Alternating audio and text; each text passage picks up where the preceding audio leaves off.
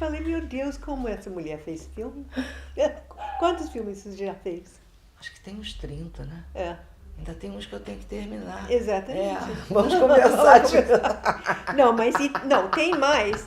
Tem que é 2010 que você foi para um festival e você ganha primeiro lugar e segundo lugar, Isso foi em 2010, com dois filmes diferentes. era o Festival Ação Mulher, Hum, em Pernambuco. hum. Aí eu mandei, disseram que podia mandar vários filmes, eu mandei 2 filmes. Um era Amores de Rua, e o segundo lugar, agora, esqueci. Eu tenho escrito aqui, depois te canto. Quem foi? Qual foi, Suzano, o segundo lugar? Nos Caminhos do Lixo? Acho que Nos Caminhos do Ah, Lixo. Nos Caminhos do Lixo. Sim, essa foi uma que você pediu para ajudar você a produzir, né? Os Caminhos do Lixo. E eu falei, eu não quis passar, assim, 6 meses no lixão. Lembra disso?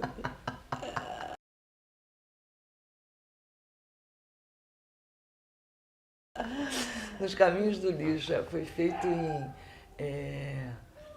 ali Itajaí, né, perto de na Baixada Fluminense. Uhum. São as mulheres que fazem, que catam no lixo para Elas sobreviver. catam lixo para sobreviver.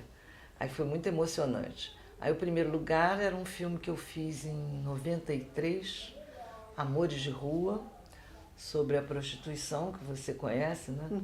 Muito bom nessa. E esse das filme. catadoras de lixo, Nos Caminhos do Lixo, foi mais ou menos em 2005, 2006, por aí. Amores de Rua ganhou o prêmio Margaret Mead nos Estados Unidos, né? Não, foi um New York Festivals. Ah, tá. Era um festival que reunia programas de televisão, programas de cinema, tinha várias categorias. Aí nós mandamos o filme, de repente vem a notícia que ele recebeu uma menção honrosa no New York Festivals. E até me convidaram para ir lá, eu fui lá receber. Eu tenho esse papel. Muito bom.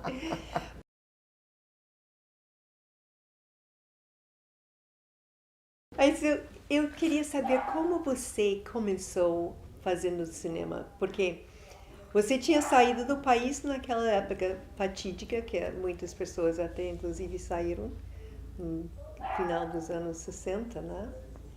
E aí você cursou cinema? É interessante que eu acho tem umas épocas no Brasil que muita gente tem vontade de sair, né?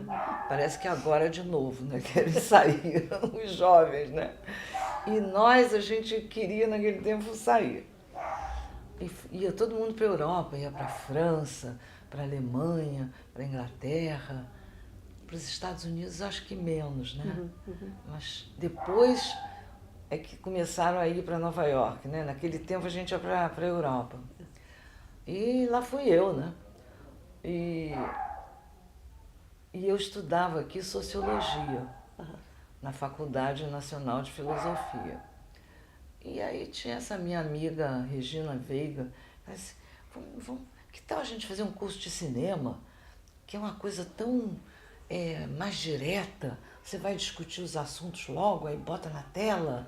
Eu falei, mas é isso, porque inclusive desde criança que eu escrevia roteiros. Então, Eu escrevia histórias em quadrinhos e que depois viravam pequenos roteiros que eu ensaiava com os meus irmãos. A minha irmã representava e meu irmão também.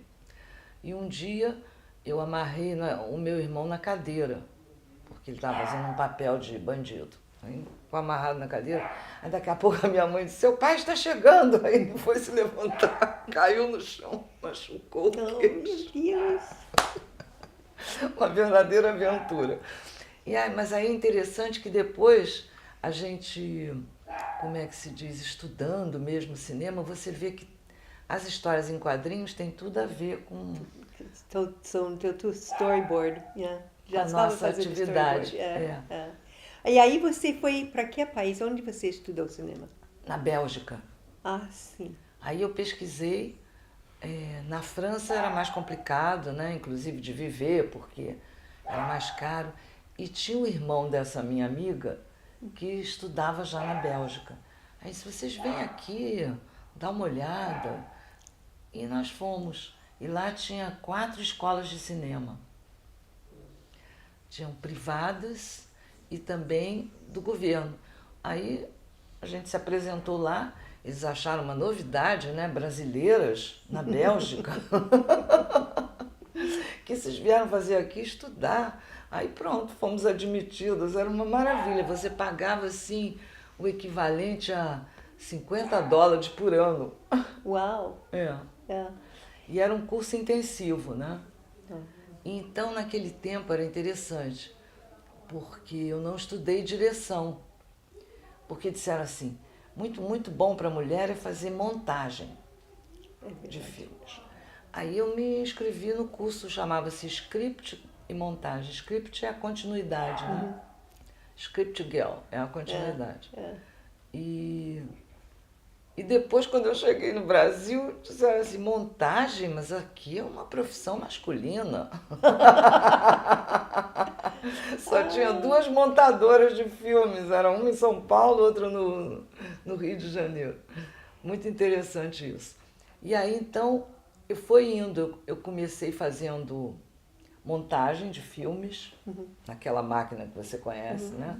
Que a gente se conheceu numa máquina dessa. Exatamente, porque eu me lembro, eu estava fazendo um comercial para não sei que produto, mas tinha uma cena que eu subia naquelas escadas e eles iam acendendo como se fosse aquele filme de Hollywood, que eu não sei como se chama. E quem fez a edição foi com o Jodaf, né? João Daniel. João Daniel de exatamente. E quando eu vi que você deu uma passada no set, que você ia fazer a montagem, e aí eu queria ver. E você era muito bom nisso, inclusive para montar, porque naquela época era tudo muito grande, muito pesado. Você tinha que pensar muito antes de fazer uma corte, né? Ah, é, porque cortava a película, né? Literalmente cortava. E nós nos conhecemos então na mesa de montagem, que eu montava comerciais. Exatamente. Para Jodaf. Exatamente. Eu trabalhei com o João Daniel. Mas você já tinha feito alguns filmes. Logo que você voltou, né? Não, eu comecei com a montagem. Ok. Aí depois eu comecei, aí veio a lei do curta. Sim. Um curta brasileiro antes de um longa estrangeiro, nos anos 70. Sim. Aí eu comecei a fazer meus filmes no fim de semana. Fazia os filmes no fim de semana e editava durante a semana. Aí foi indo, depois eu passei a fazer só os meus filmes mais tarde, né?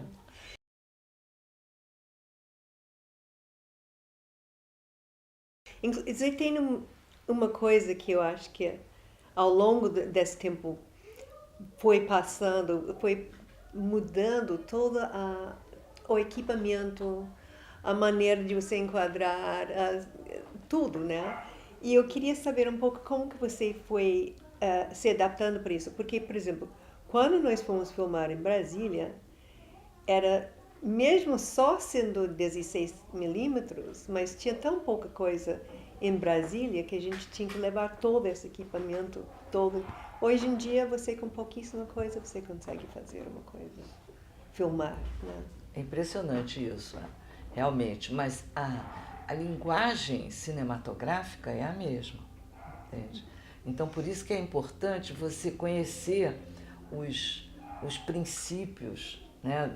Como enquadrar, como apresentar um personagem, entende? Que horas você dá um close, tudo isso é importante. Mesmo que o equipamento seja, como é que se diz, mais fácil, é importante você conhecer a linguagem. E como montadora, que você trabalhou muito com isso, o que você acha? Hoje em dia você entra para editar, você tem muitos takes, às vezes, como que você faz isso hoje em dia? Numa multiplicação de possibilidades que cria um problema? Porque antigamente você não tinha nem dinheiro para você fazer tantos takes de determinada coisa. Né? Então, agora isso dá mais trabalho de edição. Mas como a edição é uma coisa, digamos, como é que chama isso? Digital? Digital, né? Não. Você vai no computador, entende? É mais rápido, mas dá trabalho. Tá. Entendeu? Dá trabalho, porque mesmo clicando, né? Porque a edição agora é clicada. Antes ela era manualmente, você pegava o filme, olhava, cortava, né? Agora não, você clica. Mas a linguagem é a mesma e você tem que ter todos esses conhecimentos de cinematográficos, no caso, né?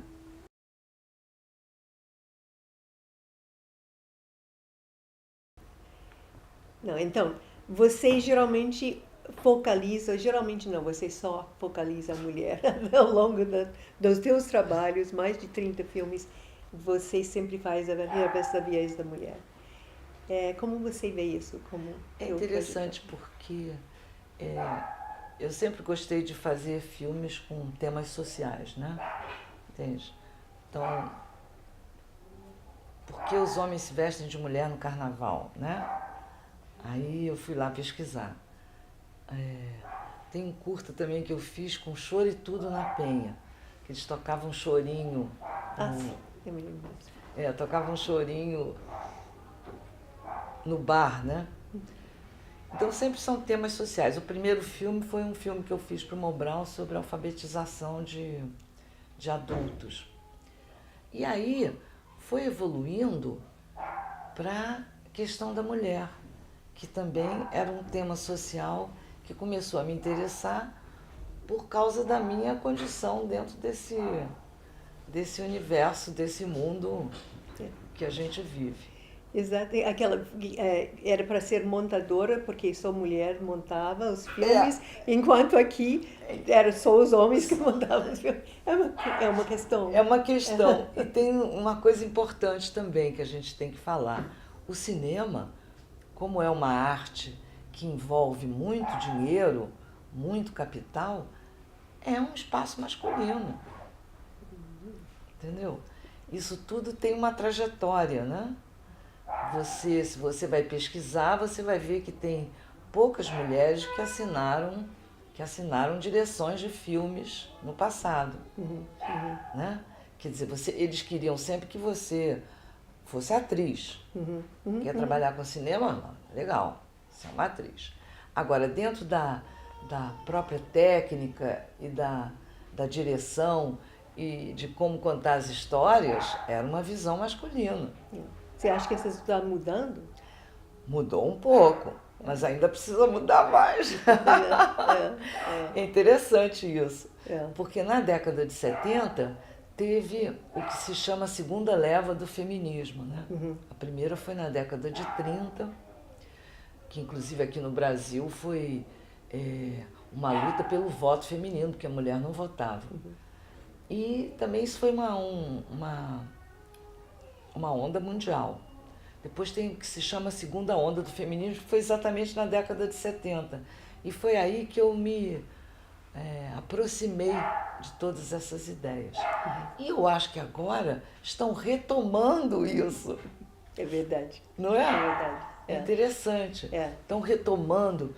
Eu fui a uma passeata o ano passado que diziam, as meninas muito jovens diziam, foi quando o Cunha queria tirar a lei do aborto, que é uma lei de, sei lá, de 30 ou 40 anos atrás, do século passado. E aí elas foram para a rua e diziam assim, a América Latina vai ser toda feminista, entendeu?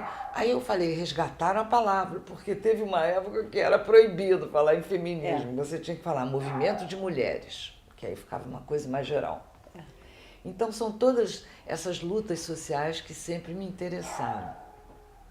Mesmo quando eu fiz o filme da Rocinha, A Rocinha Tem Histórias, que foi um filme que teve muita repercussão nos anos 80, já era um problema de alfabetização, já era um problema social, né?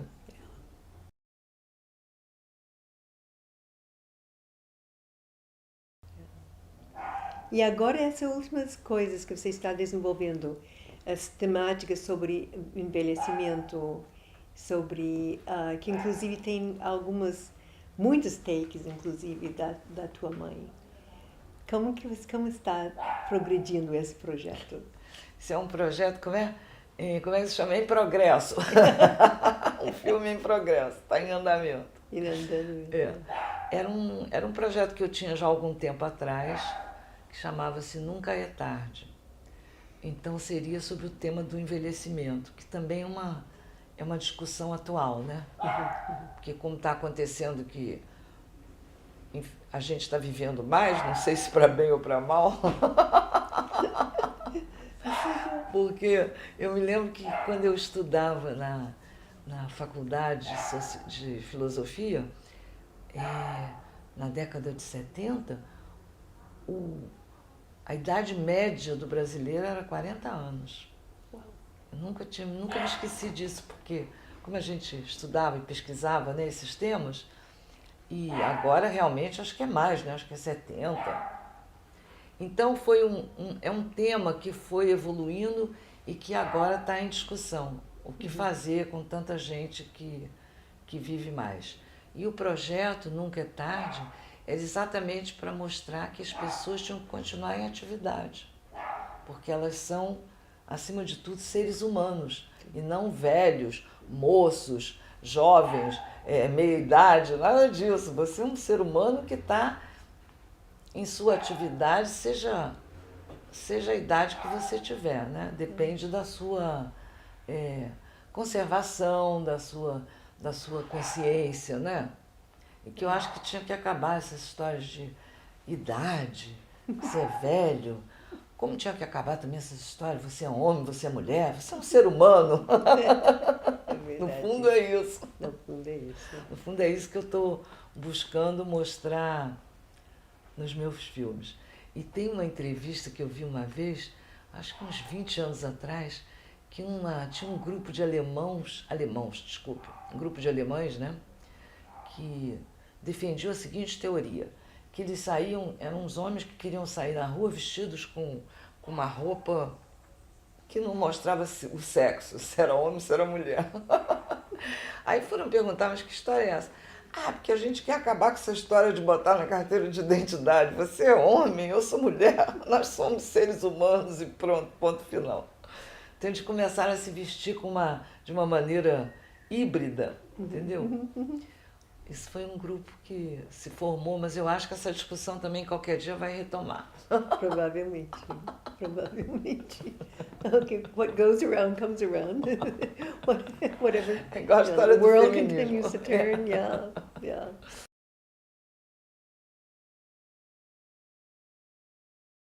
É interessante você estava falando do feminismo como uma coisa que vai e volta. E nos anos 80 você e Kate participaram daquele coletivo de mulheres de cinema e vídeo, né? E hoje a gente observa o surgimento de vários coletivos, vários grupos, né? Como que você vê aquele momento que vocês, né, que vocês estavam querendo ali, naquele momento histórico, digamos assim, que acabou não durando tanto assim, o coletivo, né? E em comparação com os dias de hoje que você está observando a cena atual. É interessante isso. Pois é, porque eu conheci a Kate na mesa de montagem. Depois a gente se reencontrou, não foi? Exatamente nessa época. A mesa de montagem, anos 70, depois os anos 80, que a gente começou a se reunir e fazer o coletivo de mulheres de cinema e vídeo do Rio de Janeiro. Isso foi uma ideia que surgiu aqui entre nós e se alastrou. Teve reuniões assim com 40 ou 50 mulheres na época aqui no Rio de Janeiro. E eu me lembro que eu tinha uma amiga paulista que dizia: como vocês fizeram isso no Rio de Janeiro? Nós vamos fazer em São Paulo também. Eu falei: tem que fazer no Brasil todo. E naquele tempo eu era presidente da Associação Brasileira. ABD, Associação Brasileira de Documentaristas. Então, a proposta naquele tempo era, por exemplo, Festival de Brasília. Aí a gente faria um evento paralelo com filmes de mulheres, entendeu? E que aconteceu em Gramado e que aconteceu em Brasília, entendeu? E esse coletivo durou pouco tempo, claro. Por quê? Porque na verdade, é um tema que você tem que se apropriar dele e lutar muito para que ele não desapareça das discussões. Porque muitas mulheres até se perguntavam, mas nós vamos ficar isoladas? Entendeu? Ao contrário, se a gente se junta, não fica isolada. Mas muita gente achava que isso era um separatismo, quando na verdade era colocar em discussão por que tão poucas mulheres assinavam as direções dos filmes. No fundo era isso. As direções no sentido de não só direção, como também de técnica, né? De fotografia, montagem, som, entendeu? Então a discussão era essa, mas durou pouco tempo. E como ela bem pergunta agora, está uma retomada disso. Porque a gente entra no Facebook, agora tem inúmeros grupos de mulheres, cineclubes. E tem essa grande, que é as mulheres, como se chama? As Mulheres Brasileiras do Audiovisual, que da última vez, quando eu comecei, quando eu me afiliei, tinha 2.000, agora tem 12.000 pessoas vinculadas, é uma coisa louca. É do país inteiro, uma coisa. País inteiro, então. E agora com acesso à internet fica mais rápido, né? Porque antes era tudo reunião presencial, telefone. É verdade. Então, Mulheres do Audiovisual, né? O grupo. E aí você clica lá, é impressionante.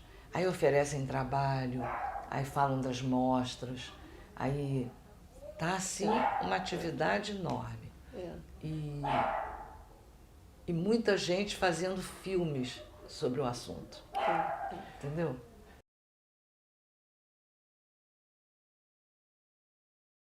Então, Eunice, a gente vai ver agora A Rocinha Tem Histórias. Eu queria que você contasse um pouco como foi filmar isso, quais eram as reticências. Eu me lembro que você falava quando você estava editando, você ficava com uma dificuldade de terminar, mas que você, em algum momento, você tinha a sensação que teria um sucesso esse filme. Como foi esse processo de fazer esse filme? Esse filme foi interessante porque, na verdade, no nosso extinto Jornal do Brasil, deu uma matéria de capa, né, do segundo caderno, falando sobre a educação alternativa, que eram as escolas chamadas escolas comunitárias. E essas escolas começaram a aparecer no que se chama favelas do Rio de Janeiro. Elas começaram a aparecer, como é que se diz? Introduzidas pelos próprios moradores, que queriam que as crianças aprendessem a ler. Porque, na verdade, na escola oficial, que é a escola pública, as crianças da favela não tinham acesso total, porque eram mais crianças e poucas escolas. E também tinha que ter um uniforme, às vezes não tinha um uniforme. As mães que ficavam preocupadas que o filho descesse para o asfalto, né?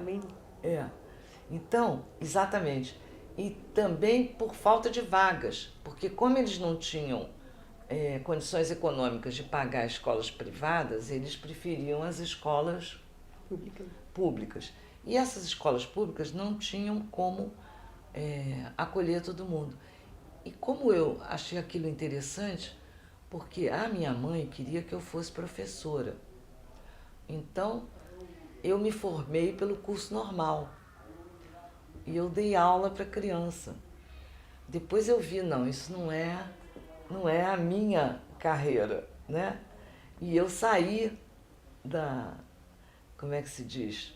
De ser professora primária, e todo mundo me dizia, mas que loucura, como é que você vai abandonar um emprego público no Brasil? Falei, mas não é a minha, como é que se diz? A minha carreira, eu gosto até de dar aula e tudo, mas não vou dedicar a minha vida a isso. Então, mas é uma parte de mim que existe. Eu dei aula para crianças, entendeu? E aí quando eu li aquele artigo eu me interessei. Aí comecei a fazer contato na favela da Rocinha, porque eu entrei em contato com uma das professoras, Aí comecei a investigar realmente. Eles fizeram escolas, que eles chamavam escolas comunitárias, dentro da favela, e alfabetizavam as crianças. E faziam isso em qualquer lugar que pudessem. Começou debaixo de uma árvore, né? Exatamente. Né? Isso Não, no e filme. depois que a igreja deu para eles assim, um galpão que só tinha terra batida, mas foram. E depois conseguiram fazer com que esse grupo de ensino fosse aprovado pela município, né? Que é Exatamente. Exatamente. Então é um projeto vitorioso. E aí o filme, eu fui lá, entrevistei as professoras e entrevistei as crianças, as mães, e ficou como é que se diz? Ficou um filme interessante porque era uma coisa de humanização dessa miséria, né? No fundo. E com uma experiência vitoriosa, que tem isso também. Eu gosto de falar sobre experiências que vão e que dão certo, que vão para frente. Foi um pouco isso. E tem uma coisa que eu nunca esqueci, que eu mostrei o filme. Aí o filme começou a ganhar prêmio. Festival de Brasília, Festival de Gramado. E lá em Gramado alguém disse assim, que tinha um dos meninos, uma das crianças, que tinha um ratinho de estimação. Um ratinho branco. E aí lá em Gramado disseram que nunca tinham visto uma cena dessas tão emocionante. Porque a gente não imagina, né, que você tenha um bichinho que no fundo era um ratinho branco lindo de estimação. Ok. E isso você pode falar como que você foi lá por causa dos livros que as crianças contavam suas histórias. E depois você me disse que se interessou pelas brincadeiras também. Sim. Como? Os livros que eles publicaram, que eles escreveram e publicaram. Isso Funarte é muito que publicou. interessante. E o projeto também incluía que não só se formassem essas escolas, como também as histórias, aí é que está, as histórias que eram contadas nos livros, né, dos meninos que não eram da tal comunidade, da favela, eram completamente diferentes das histórias deles. Então as crianças foram incentivadas a contar suas próprias histórias, porque aí eles se identificavam e ficava mais fácil o processo de alfabetização deles. Porque aí valorizava aquela história. Então por isso que inclusive o filme se chama A Rocinha Tem Histórias, porque eles contavam as próprias histórias valorizando a vida deles. A Funarte que até inclusive publicou alguns desses livros, né? A Funarte publicou os livros, exatamente.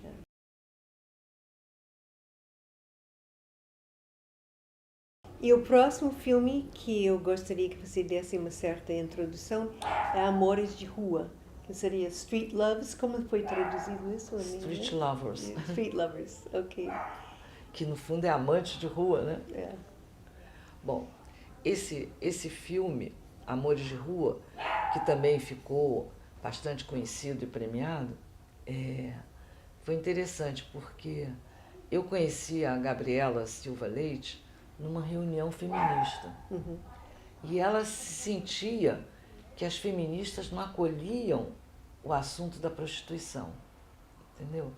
Então, numa reunião que a gente foi em Minas Gerais, uma reunião ampla já do movimento feminista da aquela famosa década 70, 80, já não me lembro mais,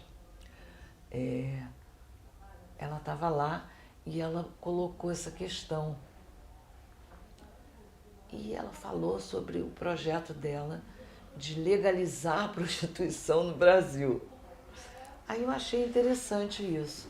Aí fui falar com ela e digo, gostei muito do que você falou e um dia eu queria fazer um filme sobre o seu trabalho.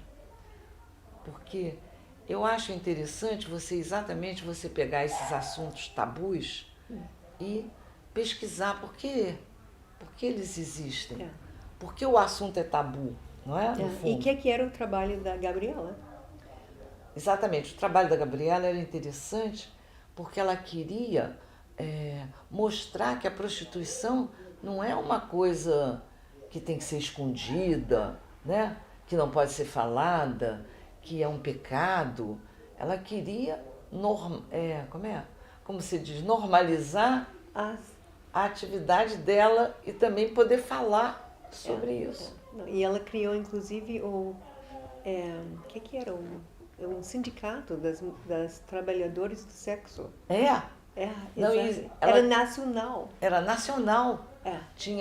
Aí foi criado, ela foi uma das criadoras desse movimento de legalização, né, da prostituição. Mas não só legalização pela lei, como legalização de poder falar do assunto. Foi isso que me interessou. Né? Aí eu fiz um pequeno projeto, entrevistei ela e comecei a percorrer os canais como é que se diz, de financiamento. Inclusive eu fui ao Banco Itaú, que naquele tempo ajudava. Aí o rapaz me recebeu lá e disse assim, Eunice, prostituição, fala sério, tem outro assunto não?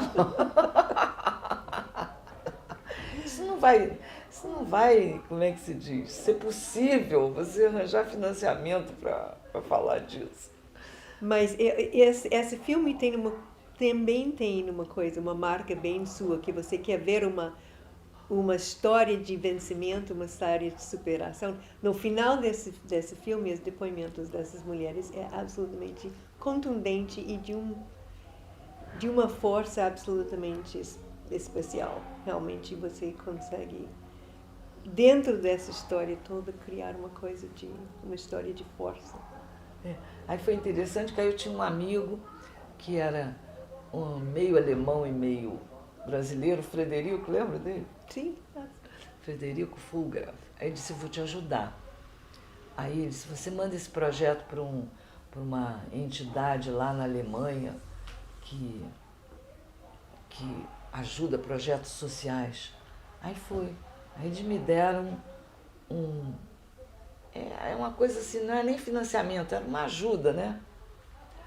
E aí eu fiz o filme. E aí foi muito interessante que uma vez eu passei na Alemanha, aí depois vinham os créditos assim, era uma igreja conservadora que tinha também dentro dessa entidade. Aí todo mundo começou a rir, porque o filme não tinha nada de conservador, era um filme que falava sobre um assunto que no fundo Que é ninguém tabu. falava. Não é tabu no mundo todo, né? E essa história é interessante porque ficam as mulheres escondidas lá num local, né? As próprias prostitutas. Então, você conseguiu fazer o filme porque Foi. você tinha a ajuda da Alemanha? Foi. Então, Foi a ajuda da Alemanha. E aí... quando estão passando os créditos, você consegue ver. Aí então... quando passou na Alemanha, né, que teve uma projeção que eu fiz lá, aí passaram os créditos assim, aí tinha uma igreja que no fundo é conservadora, que tinha dado ajuda, aí todo mundo ria muito. Porque o filme não tem nada de conservador, né? É um filme que fala sobre como exatamente você tirar de uma zona obscura certos personagens que fazem parte da vida de todo mundo, né?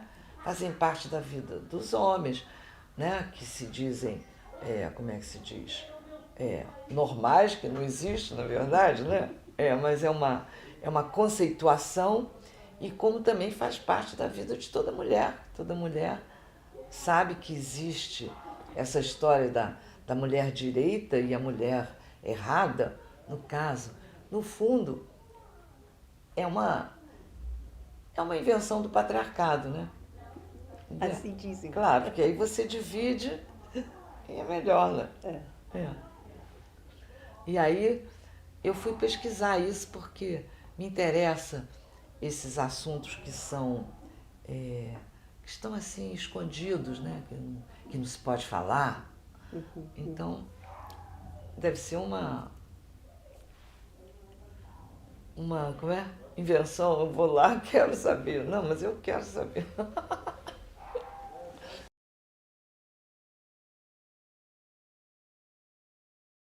Então, e essa Som no Carnaval que você gravou com que você gravou, filmou com os homens que saem vestidos de mulher no carnaval? Isso é interessante. É interessante também porque aqui no carnaval existe essa tradição, né? Aí eu fui resgatar o assunto e encontrei fotos de 1913. Oh, De homens que se vestem de mulher no carnaval. mas essa que era chamada Banda dos Sujos? Era isso que se chamava? Bloco dos Sujos? Bloco dos Sujos? Não. Não, Acho tá. que não.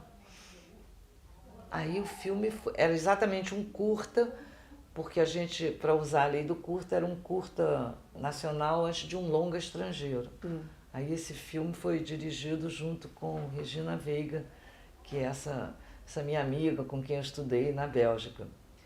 E o filme é interessante porque tem a banda de Ipanema e tem também no subúrbio, entendeu? Que eles se vestem todos de mulher.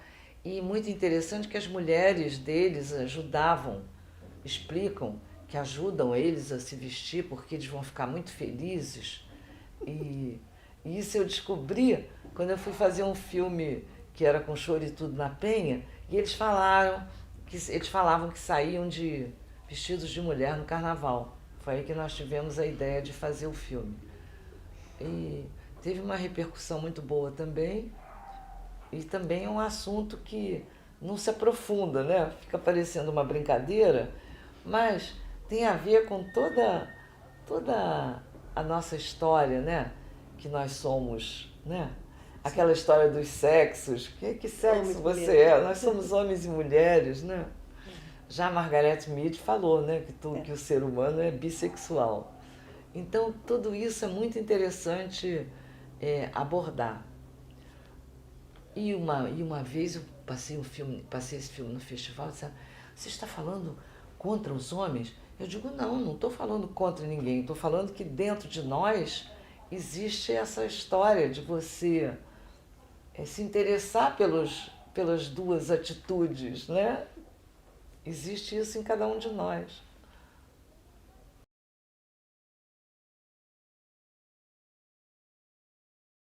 É porque a Benedita, ela foi a primeira deputada federal negra, entendeu? E ela aparece, quando eu fui gravar Mulheres, uma Outra História lá em Brasília, ela aparece lá no meio das outras mulheres. E eu também tive essa ideia de, como ela era um personagem diferente, né, das outras na época, aí tive essa ideia de fazer um filme com ela. Sim. E aí teve a maior repercussão. Benedita da Silva, ela morava ainda na favela do Leme. Chapéu Mangueira. Chapéu Mangueira. Chapéu Mangueira. Aí fui lá, fiz uma entrevista com ela, e tem também a participação de uma senhora mais velha que falou sobre a educação, como é que era a educação na favela do Chapéu Mangueira. E aí esse filme a gente fez um lançamento na Laura Alvim, e foi um escândalo. Todo mundo adorou. E foi parar, acho que nos Estados Unidos.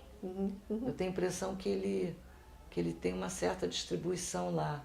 Eu fui ao Canadá também com esse filme. E até vendi para um canal de televisão lá, entende? Isso é interessante. É a história, é o início da trajetória dela de deputada negra. Depois ela chegou, isso não está no filme, mas ela chegou a ser governadora do estado do Rio de Janeiro. E ela trabalhava nas feiras, né? Ela tinha um trabalho na feira. Ela começou trabalhando nas feiras. É uma loucura. É uma loucura. Ela conta essa história toda de quando ela era criança, muito interessante.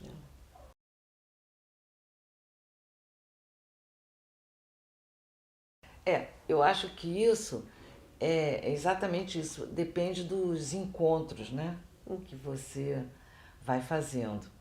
A história da Gabriela Silva Leite, né? Que era sobre prostituição, eu encontrei ela num seminário, né? De mulheres. a Benedita me chamou a atenção porque a gente foi fazer o filme em Brasília sobre a participação das mulheres na Constituinte, né? E só no carnaval era porque tinha a ver com a história da minha cidade. Porque você sai no carnaval e você se depara com aqueles blocos, né? Com aqueles homens vestidos de mulher.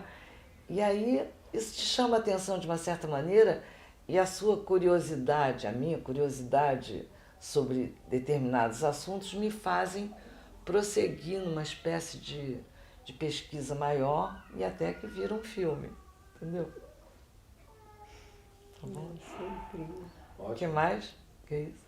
Isso é ótimo. É. Não sei se tem mais alguma coisa que queira comentar, mas aí dá para fechar bem com essa aí. E o interessante é que esses assuntos são assuntos que fazem parte da vida de todo mundo, né?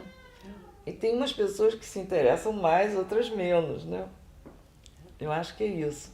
Eu sempre me interessei, no fundo, por esses assuntos para sair de um padrão, né?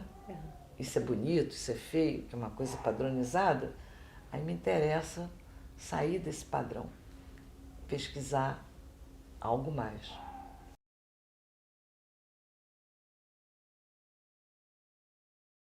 A maneira de você editar.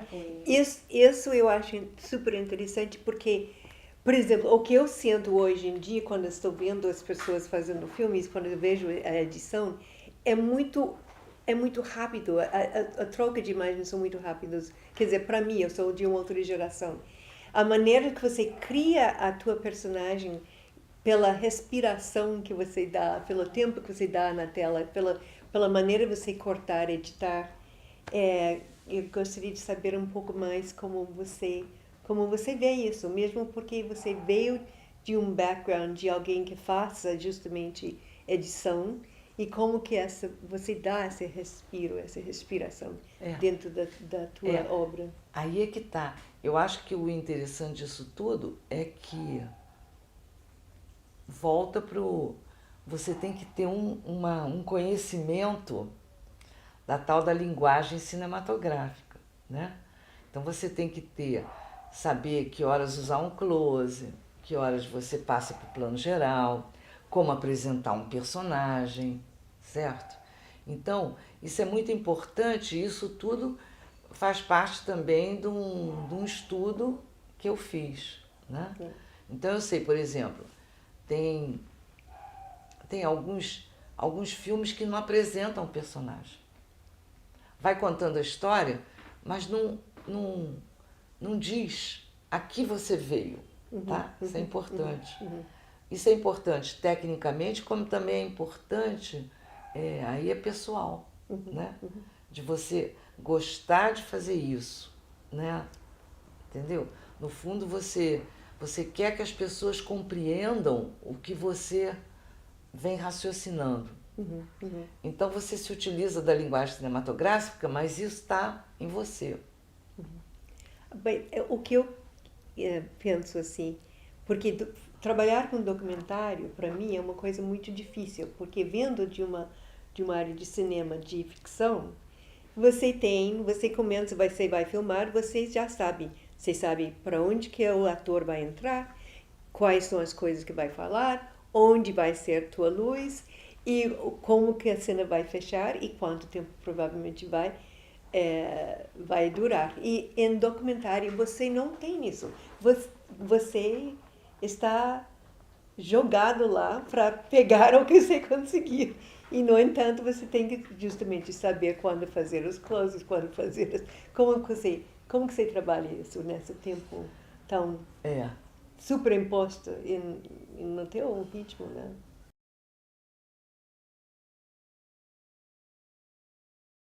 É interessante porque a gente faz uma separação entre ficção e documentário, mas se você for pensar bem, entende? É tudo filme. É tudo filme. É tudo filme. Na verdade, no documentário, você está fazendo aquela pessoa que acha que não é atriz ou que, enfim, ser atriz. Você está fazendo ele representar, né? Porque no que você coloca uma pergunta, você está fazendo aquele personagem se expor. E na hora que ele se expõe, ele de uma certa maneira está representando. Entendeu? E tem uma coisa, uma vez eu li um texto que dizia que um bom diretor, é o diretor que sabe conversar com o ator, né? No fundo é isso, é uma conversa com aquele ator. Só que na ficção você já tem antes o texto preparado. Mas o que vai valer, na verdade, é a conversa que você vai ter com aquele ator na hora dele representar, não é? É verdade. Isso é a direção. E um documentário, você não tem o texto preparado, mas você, por exemplo, o diretor pesquisou. Antes de chegar lá e entrevistar aquela pessoa, ele pesquisou sobre o assunto, pesquisou sobre aquele personagem. E ele vai fazer determinadas perguntas que vai fazer aquele personagem se mostrar, no caso, representar. Gostou? Gostei, gostei.